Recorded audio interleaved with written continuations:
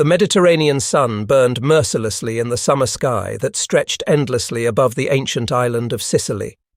At an altitude where the atmosphere grew sparse and bitterly cold, the thunderous roar of Wright cyclone engines filled the heavens with their mechanical chorus. These powerful motors drove the propellers of North American B-25 Mitchell medium bombers, each aircraft a gleaming testament to American industrial might, their metallic fuselages catching the brilliant sunlight as they maintained their steady formation. Deep within the belly of each bomber, ordnance sat waiting, primed and ready to rain devastation upon the Axis forces below. The target for this particular mission was an enemy airfield, a strategic installation that served the German and Italian air forces in their defense of Fortress Europe. Surrounding these bombers in a protective formation flew their fighter escorts, smaller and far more agile aircraft whose primary mission was to serve as guardians of the sky. These fighters were the shepherds watching over their flock, ready to engage any aerial predators that might threaten the vulnerable bombers. The Curtiss P-40 Warhawk fighters that provided this protection were formidable machines in their own right, aircraft that had proven themselves in countless battles across multiple theatres of war. They were rugged, dependable, and heavily armed.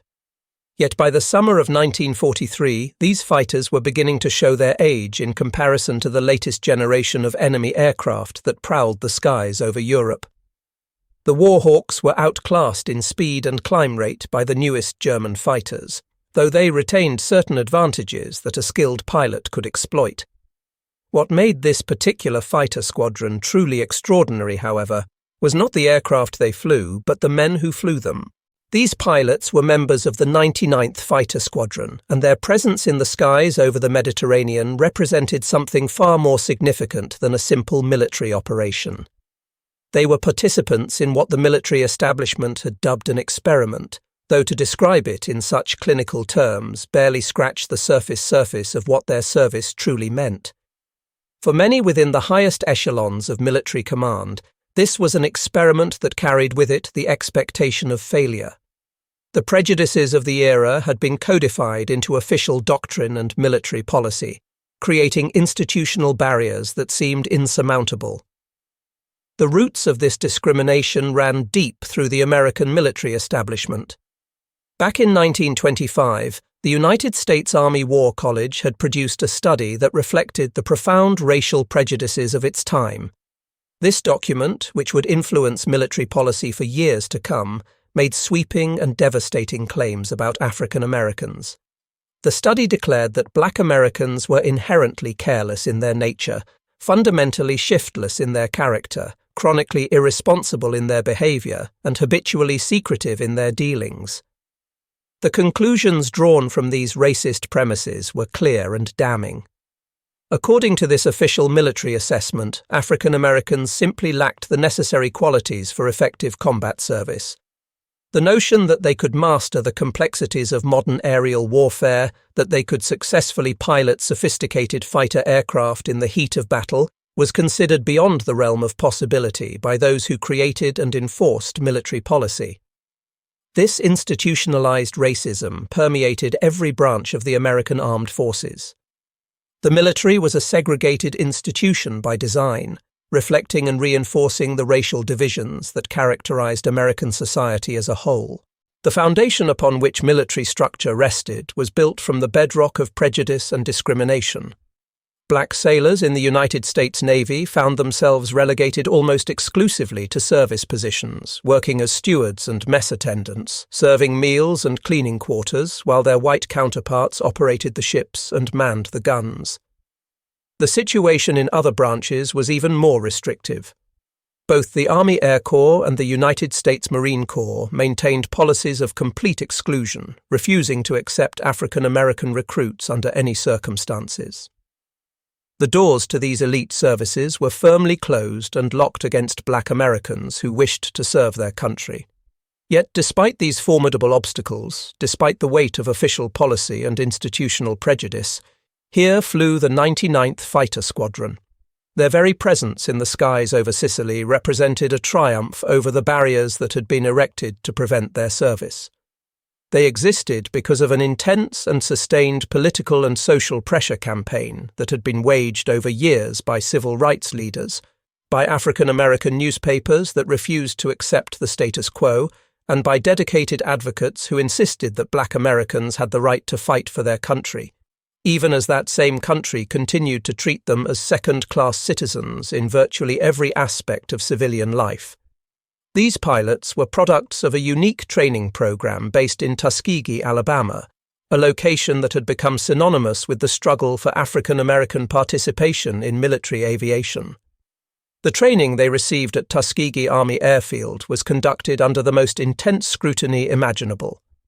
Every aspect of their performance was examined and evaluated by skeptics who were looking for evidence to confirm their prejudices. The standards applied to these black cadets were demonstrably more rigorous than those applied to white aviation candidates at other training facilities around the country. The washout rate at Tuskegee was staggeringly high, with some estimates suggesting that as many as 60% of those who began the program failed to complete it, compared to roughly 40% at comparable white training facilities. This brutal selection process, whether by design or circumstance, created an elite group of aviators who had been tested and forged under extraordinary pressure. The men of the 99th Fighter Squadron were fighting on two distinct fronts simultaneously.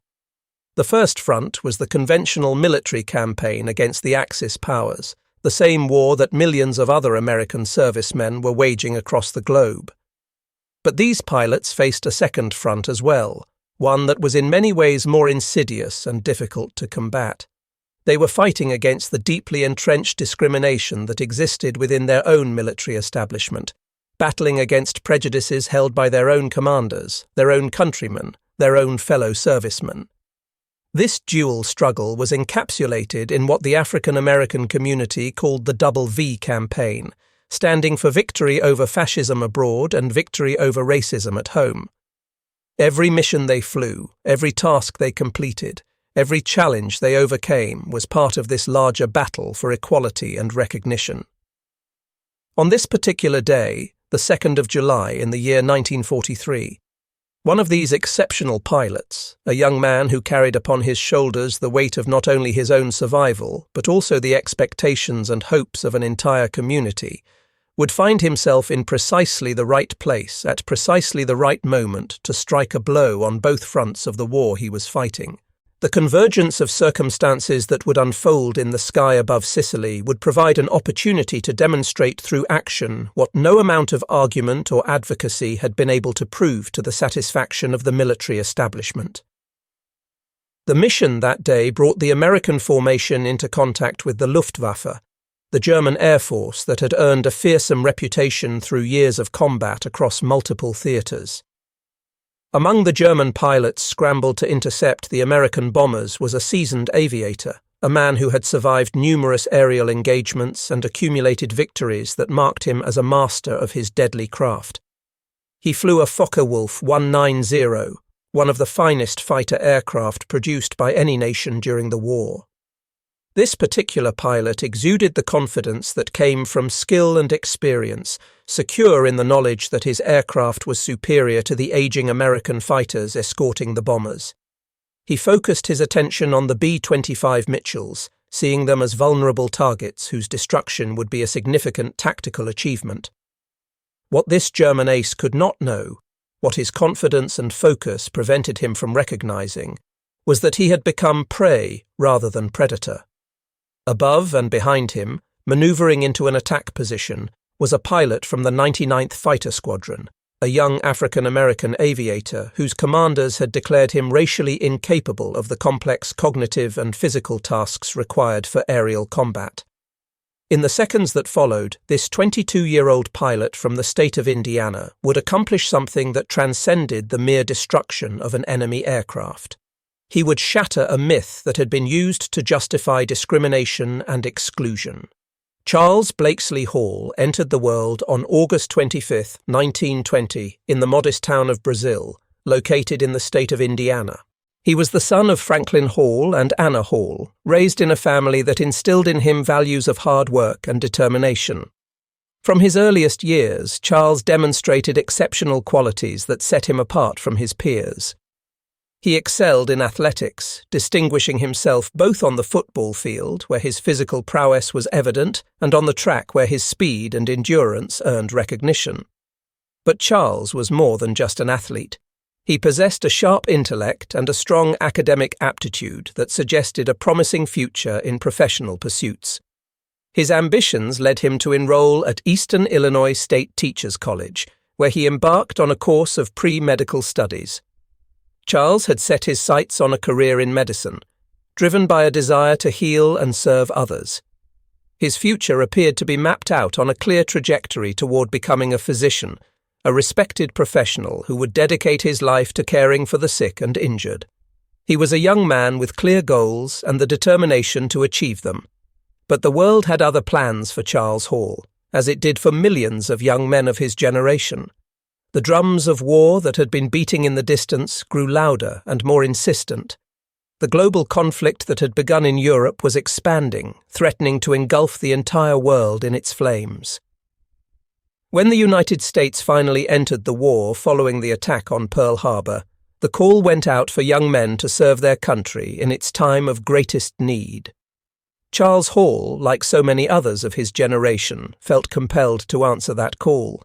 He made the difficult decision to set aside his medical studies, to put his dreams of becoming a doctor on hold, and to offer his service to the nation. In his third year of college, he took the momentous step of enlisting as an aviation cadet in the United States Army Air Corps. For any young American man who aspired to become a military aviator, the path was extraordinarily demanding. The training was rigorous, the standards were high, and the attrition rate was significant even under normal circumstances. But for a black man in 1941, attempting to pursue this dream was not merely difficult, but nearly impossible. The barriers erected by official policy and institutional racism seemed designed to be insurmountable. The very fact that a training program for African American pilots existed at all was itself a hard-won victory that had required years of struggle and advocacy. Prior to 1940, the military had a simple and absolute policy regarding African Americans who dreamed of becoming pilots. They were turned away without exception, their applications rejected, their aspirations dismissed. The Army Air Corps accepted only white candidates, and this policy was enforced without deviation. But persistent lobbying by civil rights organizations, most notably the National Association for the Advancement of Colored People, combined with increasing pressure from the African American press, began to create cracks in this wall of exclusion. As the nation moved closer to war, as the need for trained pilots grew more urgent, and as the political pressure continued to mount, President Franklin Delano Roosevelt found his hand being forced on the issue. Public Law 18, passed by Congress in 1939, authorized a massive expansion of the Army Air Corps in recognition of the growing threat of war. The sustained pressure campaign by civil rights advocates ensured that this expansion could not proceed without addressing the complete exclusion of African Americans from aviation training. The result was the establishment of what became known as the Tuskegee experiment, a program that would train black pilots at a segregated facility in Alabama. It was a compromise solution that reflected the racial realities of the era. It did not challenge segregation itself, but it did create an opening, a crack in the previously impenetrable wall that had barred African Americans from military aviation. When Charles Hall arrived at Tuskegee Army Airfield to begin his training, he stepped into an environment unlike any other in the military. The pressure was immense and constant. Every cadet understood with crystal clarity that they were being watched, that their performance would be scrutinized not just as individuals, but as representatives of their entire race. Many people in positions of power and authority were waiting, even hoping, for them to fail so that the existing prejudices could be confirmed and the experiment could be declared a failure. The training regimen at Tuskegee was deliberately and punitively difficult, with standards that were uncompromisingly high and strictly enforced. The statistics tell a stark story of just how demanding the program was. Various estimates placed the failure rate for aviation cadets at Tuskegee at approximately 60%, meaning that 6 out of every 10 men who began the program would not complete it successfully. This compared to a washout rate of roughly 40% at other Army Air Corps training facilities where white cadets were trained. This brutal rate of attrition was not accidental. It served multiple purposes, some stated and some unstated. Officially, it was designed to ensure that only the most capable individuals would earn their wings. Unofficially, it reflected the reality that these pilots could not simply be as competent as their white counterparts. The unspoken but clearly understood demand was that they had to be demonstrably better, that they had to exceed rather than merely meet the standard, because any failure would be attributed not to individual shortcoming, but to racial incapacity. The curriculum at Tuskegee was exhaustive and comprehensive, covering every aspect of military aviation. The cadets studied flight theory, learning the principles of aerodynamics and the physics that governed aircraft performance. They studied meteorology, understanding how weather conditions affected flying and how to interpret weather reports and forecasts. They learned aircraft identification, training themselves to instantly recognize both friendly and enemy aircraft from any angle and at any distance.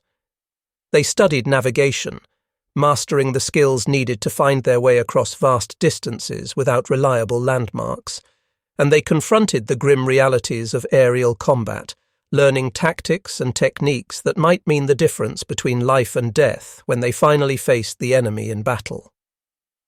On July 3, 1942, a date that fell almost exactly 1 year before he would make history in the skies over Sicily, Charles Hall achieved what had once seemed impossible.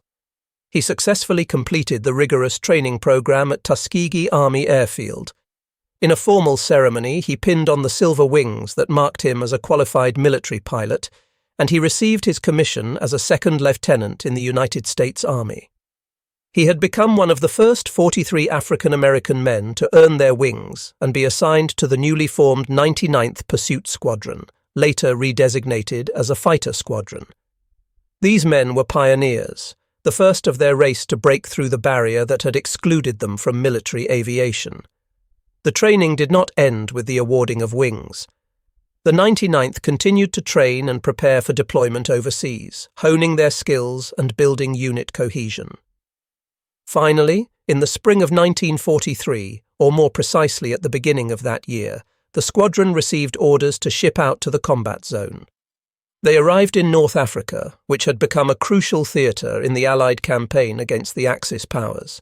At last, after years of struggle simply to gain the opportunity to serve, they were at the front, ready to prove themselves in actual combat.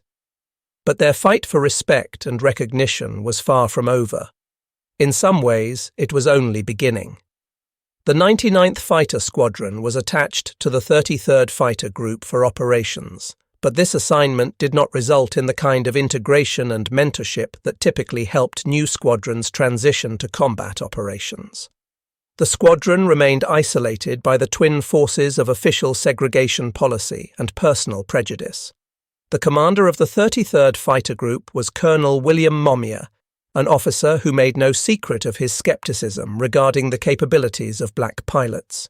He openly doubted whether they could perform effectively in combat, and his attitude permeated down through the command structure. The experienced white pilots who made up the rest of the fighter group, men who had been hardened by months of combat, offered little in the way of mentorship or guidance to the newcomers. The 99th was left to learn the harsh lessons of aerial warfare largely on its own, without the benefit of the accumulated wisdom and experience that was typically passed from veteran pilots to new arrivals. The aircraft assigned to the 99th Fighter Squadron was the Curtiss P-40L Warhawk, a variant of a fighter design that had been in service since before America's entry into the war. The P-40 was very much a workhorse rather than a thoroughbred. It was a tough, rugged aircraft that could absorb tremendous battle damage and still bring its pilot home. It was heavily armed, typically carrying multiple 50-caliber machine guns that could shred enemy aircraft.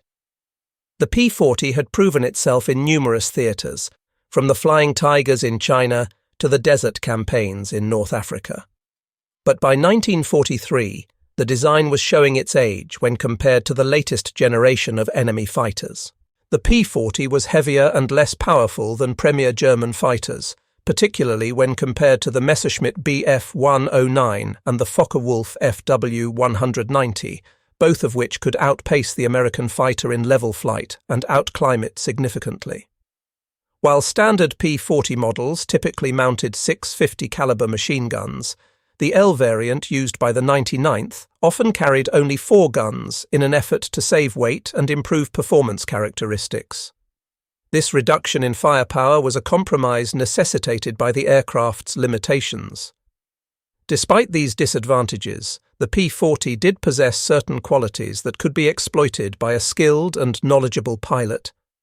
Its rugged construction meant it could survive damage that would destroy lighter aircraft. Its superior turning ability at lower altitudes gave it an edge in certain types of close-in dogfighting. In the hands of a pilot who understood both its strengths and limitations, who could use its advantages while avoiding situations that exposed its weaknesses, the Warhawk could still be a deadly and effective combat aircraft.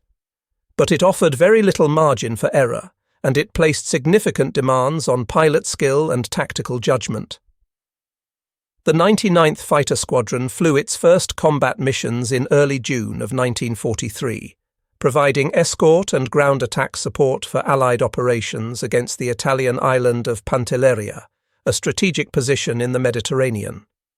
On June 9th, they had their first encounter with the Luftwaffe, their first opportunity to engage the enemy in air-to-air combat. It was a moment of intense anticipation and tremendous pressure. In the heat and confusion of that initial engagement, some of the newer pilots made mistakes that were common among inexperienced aviators. They broke formation to chase after the faster German aircraft, abandoning the disciplined flight patterns they had been taught in favour of pursuing individual targets. It was a rookie error, the kind of mistake that any new squadron might make in its first taste of combat. But for the 99th, this mistake had consequences that went far beyond the tactical. They emerged from that first engagement without scoring any victories against the Luftwaffe. Colonel Maumier seized upon this outcome as confirmation of his existing prejudices. He filed a negative report that cast a long and damaging shadow over the squadron's reputation. The report fed into the existing narrative that the experiment was failing, that black pilots were indeed incapable of effective combat performance, that the skeptics and critics had been right all along. This negative assessment from their own group commander threatened to undo all the progress that had been made, to validate the prejudices that had nearly prevented the squadron from existing in the first place. The pilots of the 99th understood with painful clarity what was at stake. They knew they needed more than just adequate performance. They needed a clear, undeniable victory that would silence the critics and prove once and for all that they belonged in the sky alongside any other American fighter pilots. They needed to shoot down an enemy aircraft in combat to demonstrate their capability in the most fundamental way possible. July 2nd, 1943 dawned bright and hot at El Hawaria airfield in Tunisia, where the 99th Fighter Squadron was based. The summer sun was already beating down mercilessly on the airfield, causing heat waves to shimmer off the metal surfaces of the waiting aircraft. For First Lieutenant Charles B. Hall, this day would mark his 8th combat mission since arriving in the theatre. While he was no longer a complete novice, 8 missions was still a relatively modest amount of combat experience. The mission briefing that morning laid out the day's objective clearly. The target was the Castelvetrano airfield located in southwestern Sicily, an important Axis installation that served both German and Italian air forces. The mission profile was straightforward on paper, though complex and dangerous in execution. It was a classic bomber escort operation, the type of mission that would come to define much of the air war over Europe. The 99th Fighter Squadron had been assigned the critical task of protecting a formation of B-25 Mitchell medium bombers as they flew to their target, dropped their ordnance, and returned to base. The fighter pilot's job was to serve as an aerial shield, to stay close to the slower and more vulnerable bombers, and to intercept and fend off any enemy fighters that attempted to attack the formation. For the 99th, operating under the cloud of Colonel Momier's negative report, discipline was absolutely critical. They could not afford any mistakes, any breaches of formation discipline, anything that might be used as evidence against them. As the mixed formation of bombers and fighters droned across the Mediterranean Sea, Lieutenant Hall maintained the constant vigilance that combat demanded. His eyes moved continuously, scanning every sector of the sky, looking for the telltale glints of sunlight on metal that might betray the presence of enemy aircraft. He watched for contrails, for movement against the clouds, for anything that might indicate an ambush was developing. The flight to the target proceeded without incident, the formation maintaining its integrity as it approached the Sicilian coast and turned inland toward Castelvetrano. The bombers reached their target and began their attack run. Hall watched as the bomb bay doors opened and the ordnance fell away from the B-25s, tumbling down toward the airfield below. Moments later, massive eruptions of smoke and debris marked where the bombs impacted, cratering runways and destroying facilities on the ground. The mission's primary objective had been accomplished successfully. The bombers had delivered their payload on target. But as every combat pilot knew, the moments immediately after the bombing run were among the most dangerous of any mission. As the formation completed its attack and turned to begin the flight back to Tunisia, enemy fighters that had been scrambled to intercept them finally arrived on the scene. 2 Focke-Wulf FW-190 fighters came diving out of the sun, using its blinding glare to mask their approach until the last possible moment. The Focke-Wulf 190, known to Allied pilots by the ominous nickname Butcherbird, was widely regarded as one of the finest fighter aircraft produced by any nation during the entire war. It was fast, heavily armed with multiple cannons and machine guns, and particularly devastating when attacking from a dive. It was an apex predator of the skies, and now 2 of these formidable aircraft were bearing down on the American bomber formation. The radio erupted with urgent calls. "Bandits! High!" The calm of the return flight shattered instantly as chaos erupted across the sky. The German pilots, employing tactics honed through years of combat, sliced through the American formation with their guns blazing, tracers streaking through the air as they sought to bring down the lumbering bombers. This was the moment that Charles Hall had trained for through countless hours of instruction and practice. This was the first time he had seen enemy aircraft up close, the first time he was engaging in actual aerial combat where split-second decisions could mean the difference between life and death, victory and defeat.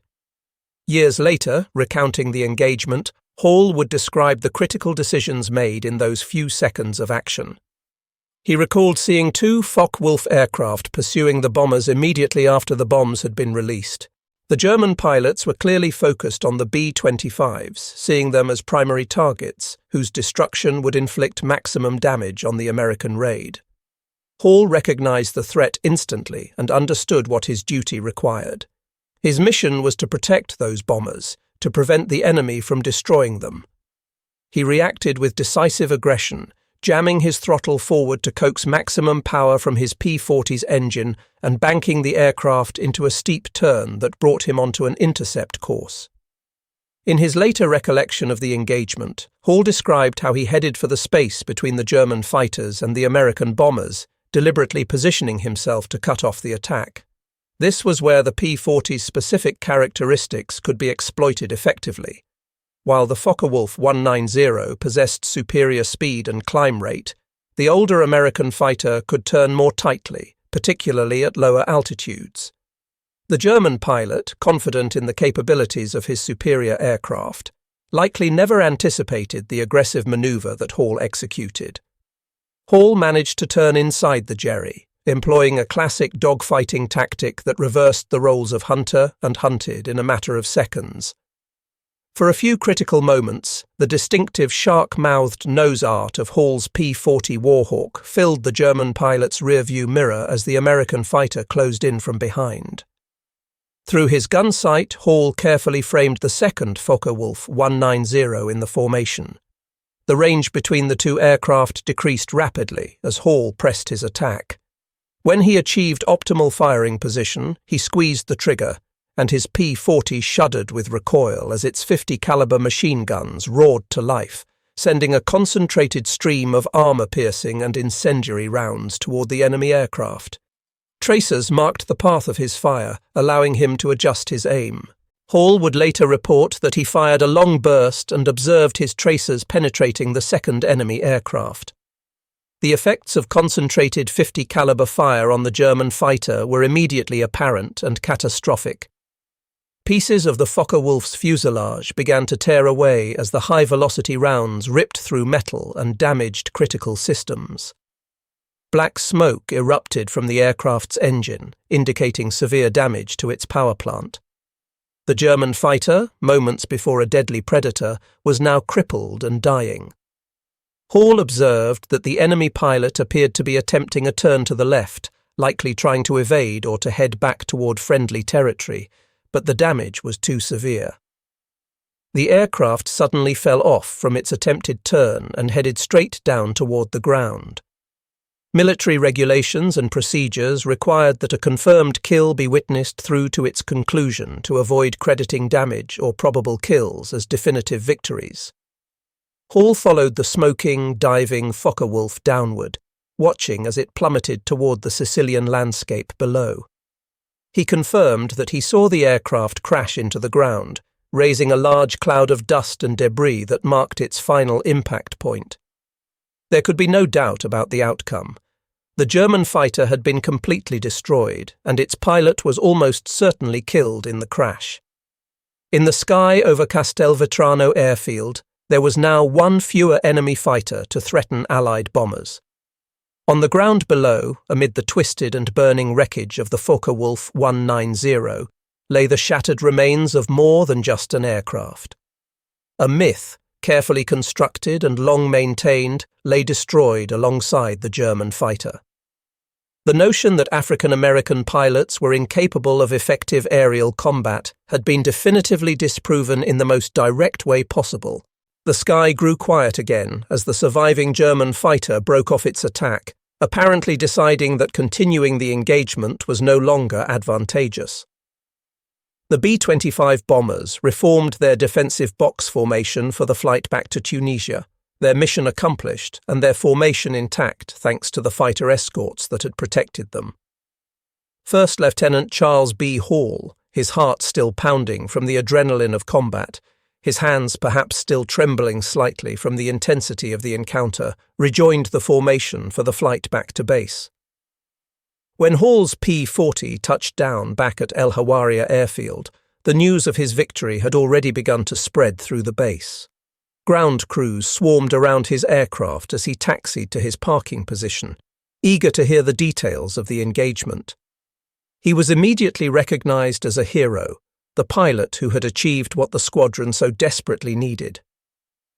A photograph taken shortly after Hall climbed from his cockpit would become famous, capturing a moment of triumph and validation. In the image, Hall sits in his cockpit, still wearing his flight gear, pointing to a spot on the fuselage of his P-40 where a small swastika symbol would soon be painted to mark his confirmed aerial victory. As a small but meaningful gesture of celebration from his jubilant squadron mates and ground crew, someone handed Hall a bottle of Coca-Cola, that quintessentially American beverage that represented a cherished taste of home in the combat zone.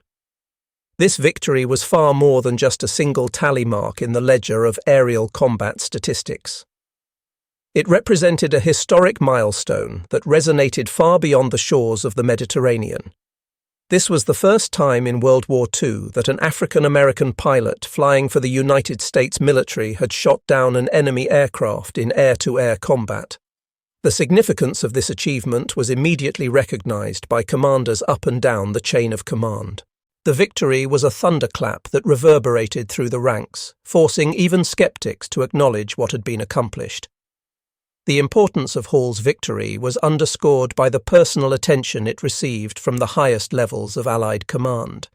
General Dwight D. Eisenhower, who served as Supreme Allied Commander for the Mediterranean Theatre and would later command all Allied forces in Western Europe, made a point of travelling to the headquarters of the 99th Fighter Squadron specifically to personally congratulate the unit on their achievement. For the commanding general to take time from his enormous responsibilities to visit a single fighter squadron spoke volumes about the significance he attached to what Hall had accomplished. The moment was captured in photographs that showed Eisenhower meeting with the pilots, providing powerful symbolic validation from the very top of the military hierarchy.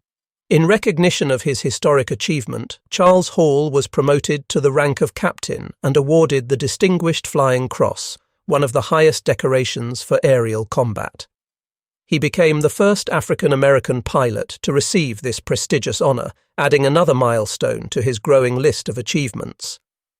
The award citation formally recognized his skill, courage, and devotion to duty in aerial combat against the enemy. Back in the United States, the African-American press, which had been instrumental in the long campaign to open military aviation to black pilots, erupted with jubilant headlines celebrating their hero. Newspapers like the Pittsburgh Courier, the Chicago Defender, and the Baltimore Afro-American gave Hall's victory prominent coverage, recognizing it as vindication of everything they had been arguing for years. The story provided concrete, irrefutable evidence that black pilots could not only compete but excel in aerial combat. For African-American communities that had followed the struggles and setbacks with intense interest, Hall's victory was a source of immense pride and a powerful symbol of possibility. However, the harsh reality was that Hall's aerial victory would remain the only one recorded by the 99th Fighter Squadron for the entire year of 1943. The squadron continued to fly difficult and dangerous missions throughout the remainder of the year, facing determined enemy opposition and challenging conditions. They flew ground attack missions, bomber escorts, and patrols, gradually accumulating combat experience and refining their tactics. But additional aerial victories proved elusive, and Colonel Momier's negative assessment continued to cast a shadow over the squadron's reputation despite Hall's achievement. The situation became serious enough that there was actually a formal proposal put forward to remove the 99th from combat operations entirely and relegate them to coastal patrol duties, effectively sidelining them from the real war. This would have been a devastating blow, confirming the prejudices of those who doubted black pilots and potentially closing the door that had been opened with such difficulty. But the squadron had a fierce advocate in their commanding officer, the brilliant Colonel Benjamin O. Davis, Jr., who was himself the son of the first African-American general in the United States Army. Colonel Davis refused to accept this injustice without a fight. He traveled to Washington, D.C. to personally defend his squadron's combat record before military officials and congressional committees. Davis argued persuasively that the 99th had performed as well as any newly formed squadron entering combat for the first time. He pointed out that they had been handicapped by a lack of the mentorship and guidance that was typically provided to new units, that they had been left to learn everything through hard experience rather than benefiting from the wisdom of veteran pilots. He methodically dismantled the criticisms that had been levelled against his squadron, and he had one undeniable fact on his side. Charles Hall's confirmed aerial victory proved that black pilots could indeed succeed in air-to-air combat. Davis's arguments, bolstered by the concrete evidence of Hall's achievement and supported by civil rights advocates and sympathetic military officials, ultimately proved successful. The proposal to remove the 99th from combat was rejected. The squadron would remain in the fight, continuing to prove themselves mission by mission. It was a critical victory, one that kept the door open for the expansion of African-American participation in combat aviation. Charles Hall himself would go on to prove that his first victory was no fluke, that it was the result of genuine skill rather than mere luck. In January of 1944, during the desperate and bloody fighting around the Anzio beachhead in Italy, where Allied forces had established a precarious foothold on the Italian coast, Hall shot down 2 more German fighters on the same day. This achievement brought his personal tally to 3 confirmed aerial victories, making him an ace by some standards and definitively establishing him as a skilled combat pilot. His continued success provided further evidence that the critics had been wrong, that capability and courage were not determined by race. But Hall's individual achievements, as significant as they were, represented just the beginning of a much larger story. The crack that he had created in the wall of prejudice and discrimination would soon widen into something far more substantial. The flood of African American achievement in aerial combat was just beginning to build momentum. In early 1944, significant changes occurred in the organization of African American fighter units. The 99th Fighter Squadron was joined by 3 other all-black fighter squadrons that had completed training at Tuskegee: the 100th, the 301st, and the 302nd. These 4 squadrons were combined to form the 332nd Fighter Group, a complete fighter organization under the command of Colonel Benjamin O. Davis, Jr. The group was transferred from the 12th Air Force to the 15th Air Force, which was engaged in strategic bombing operations against targets deep in German-occupied Europe. They were assigned a new and critically important mission: long-range bomber escort. Escort duty was widely regarded as the most demanding mission that could be assigned to a fighter pilot.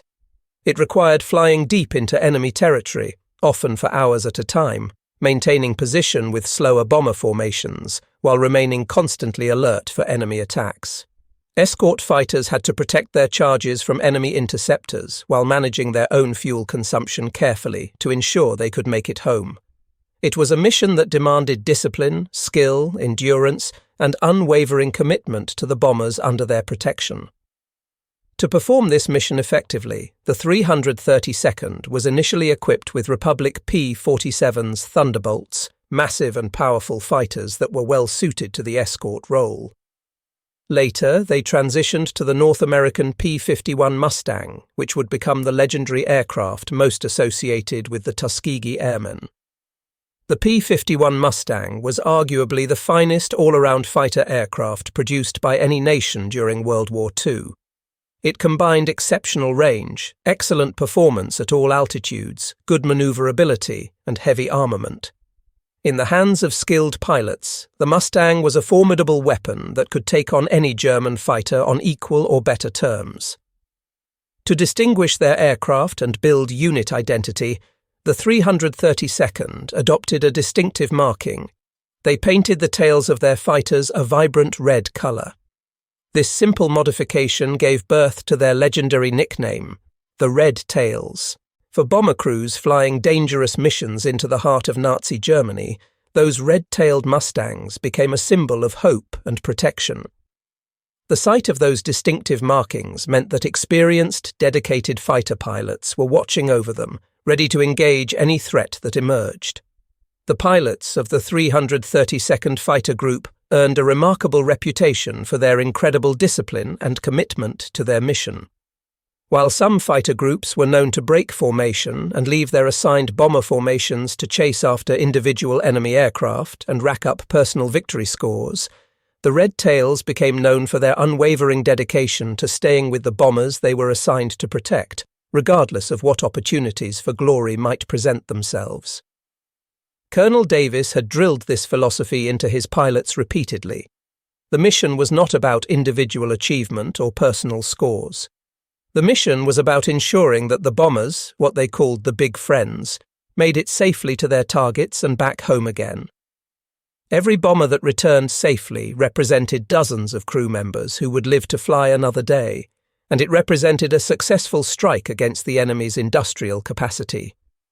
Bomber crews, who typically had no control over which fighter groups escorted them on any given mission, began to specifically request assignments with the Red Tail Angels, as they came to call them. The reputation of the 332nd spread throughout the 15th Air Force, built on the solid foundation of consistent performance and dedication. Their presence was reassuring to men who faced some of the most dangerous missions of the war.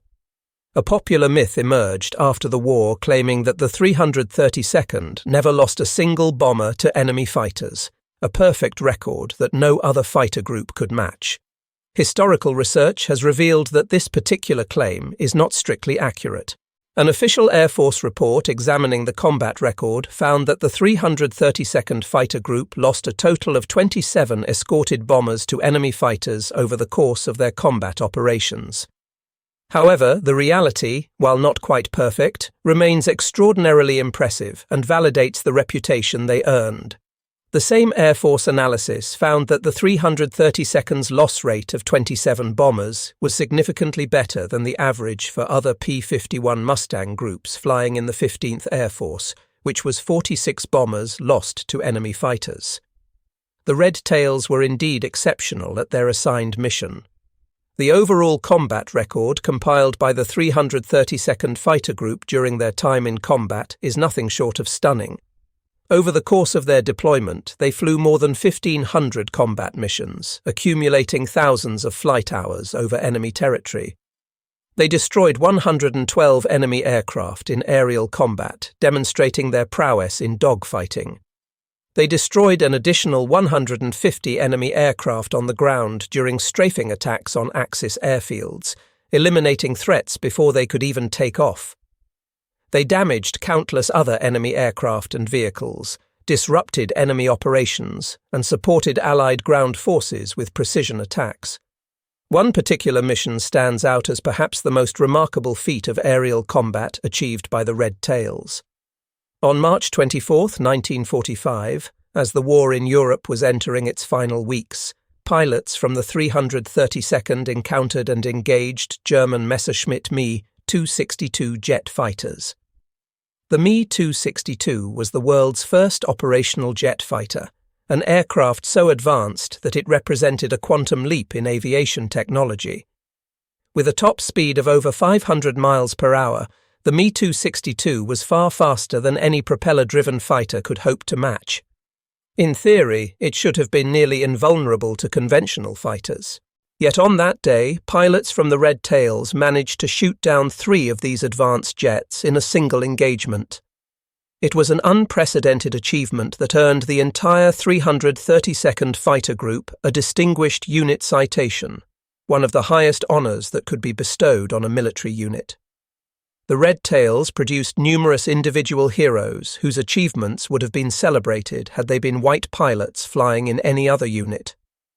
Lee Archer was credited with 4 aerial victories, tying him for the highest score among Tuskegee Airmen.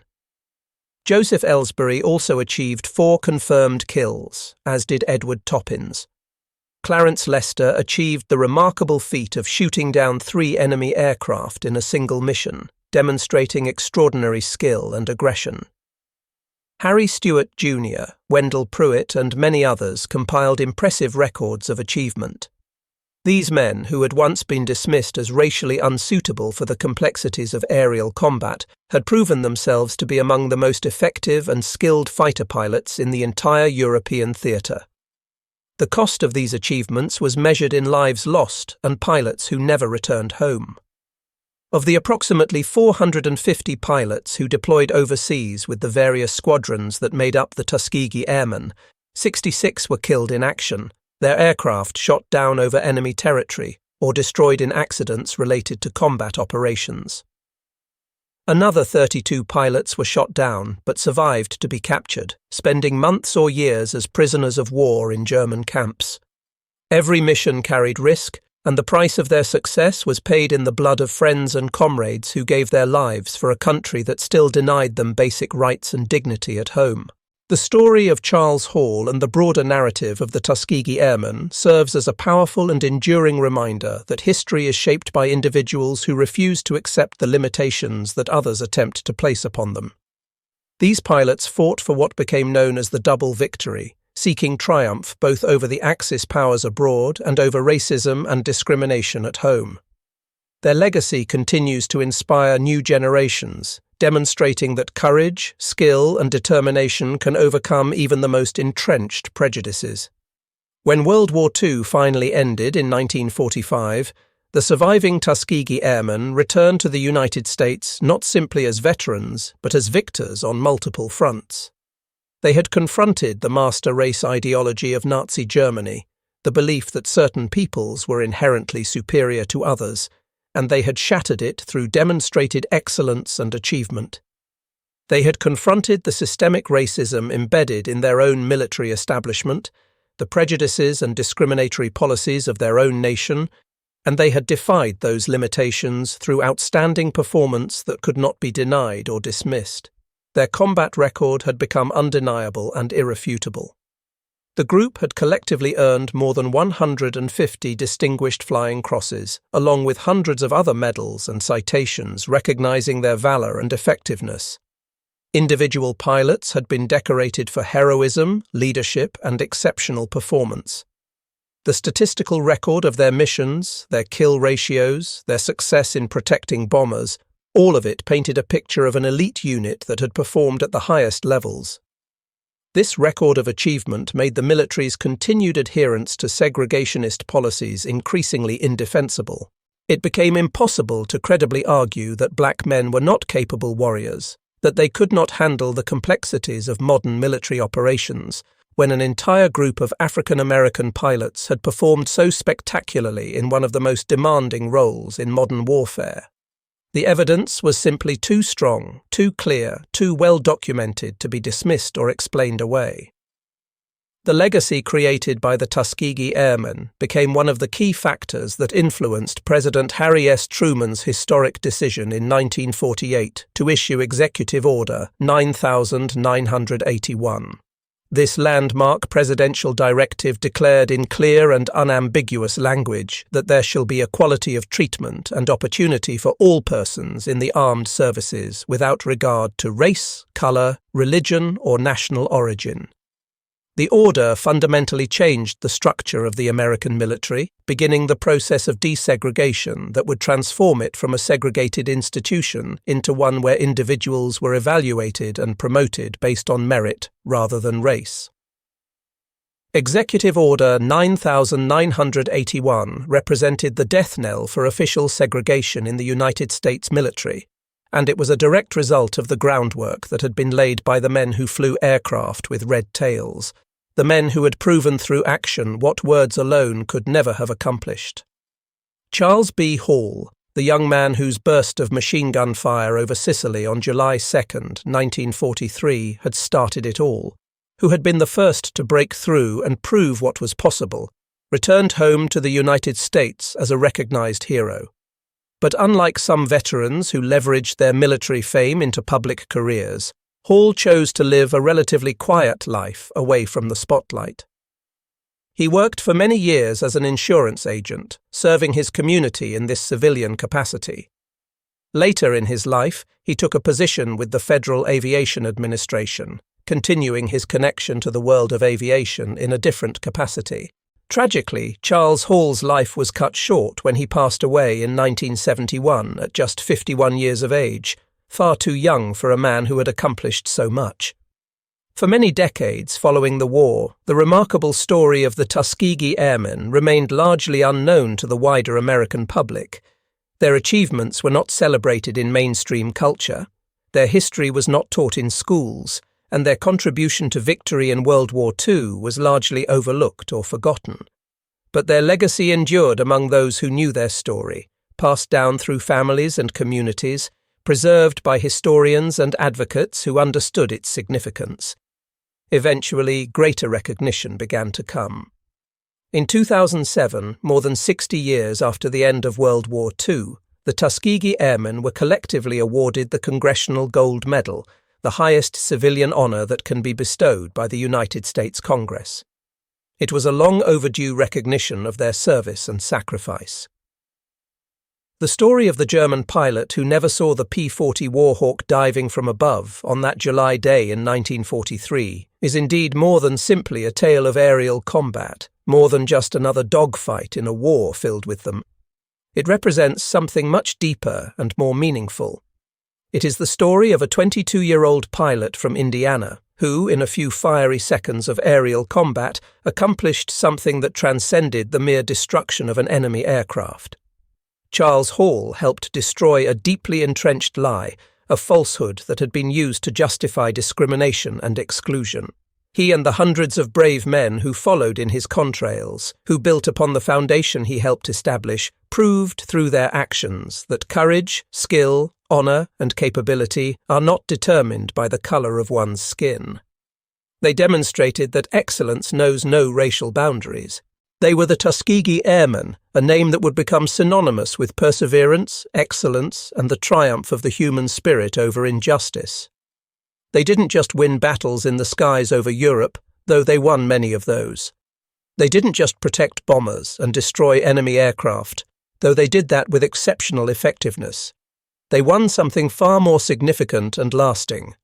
They won a critical battle for the very soul and character of their nation, helping to move America closer to living up to its professed ideals of equality and justice for all. Their legacy remains a testament to what can be accomplished when determined individuals refuse to accept the limitations that prejudice attempts to impose, and when they prove through action that those limitations were always built on false premises. The red-tailed fighters they flew have long since been retired to museums, but the impact of what they accomplished continues to resonate through American society and military institutions to this day.